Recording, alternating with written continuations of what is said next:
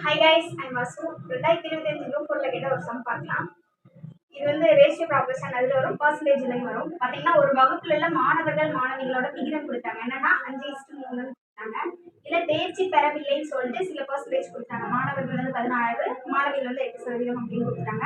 தேர்ச்சி பெற்ற மாணவிகளின் சதவீதம், மொத்தமா தேர்ச்சி பெற்றவங்களோட சதவீதம் எவ்வளவு அப்படின்னு கேட்டாங்க. தேர்ச்சி பெறாதவர்கள் கொடுத்துட்டு தேர்ச்சி பெற்றவர்களோட சதவீதம் எவ்வளோன்னு கேட்டாங்க.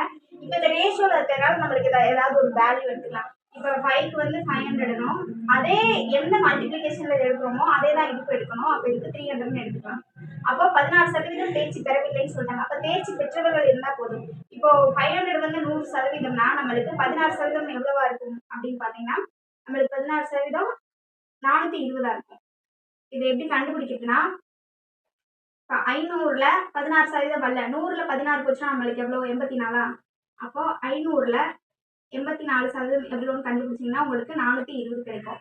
அதே மாதிரி தான் 300ல இப்போ 8% தேர்ச்சி பெறவில்லை. அப்போ தேர்ச்சி பெற்றவங்க பார்த்தீங்கன்னா 92% இருப்பாங்க. அப்போ 300ல 92% எவ்வளோன்னு கண்டுபிடிச்சிங்கன்னா உங்களுக்கு 276 கிடைக்கும். அப்போ மாணவர்கள் இவ்வளவு பேர் தேர்ச்சி பெற்றிருக்காங்க, மாணவிகள் இவ்வளவு பேர், ரெண்டு பேரையும் கூட்டிடுவோமா? அப்போ 420 + 276 எவ்வளோன்னு கிடைக்கும்னு பார்த்தீங்கன்னா 696 கிடைக்கும். 696. இப்போ மொத்த தேர்ச்சி பெற்ற மாணவர்கள் 696. அவங்க என்ன கேட்டிருக்காங்க? மாணவியின் சதவீதத்துல கேட்டாங்க. அப்போ நம்மளுக்கு மொத்த மாணவர்கள் எவ்வளோ? 800 பேரா?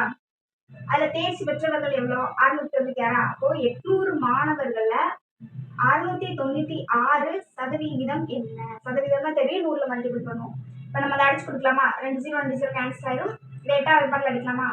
4 8 8 8 64. அப்போ ஒரு 8 இருக்கும். 64 69ல 64 போச்சுன்னா பேலன்ஸ் 5 இருக்கும். அந்த 5 6 பக்கத்துல எழுதுவோம்.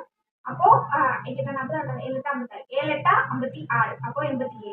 அப்போ தேர்ச்சி பெற்ற மாணவிகளின் சதவீதம் எவ்வளோன்னு பார்த்தீங்கன்னா 87%. இன்னும் அதிகமான மேக்ஸ் வீடியோக்கு என்னோட பேஜ் ஃபாலோ பண்ணிக்கோங்க. வீடியோ பிடிச்சிருந்தா லைக் பண்ணிக்கோங்க. உங்க ஃப்ரெண்ட்ஸ்க்கும் ஷேர் பண்ணுங்க.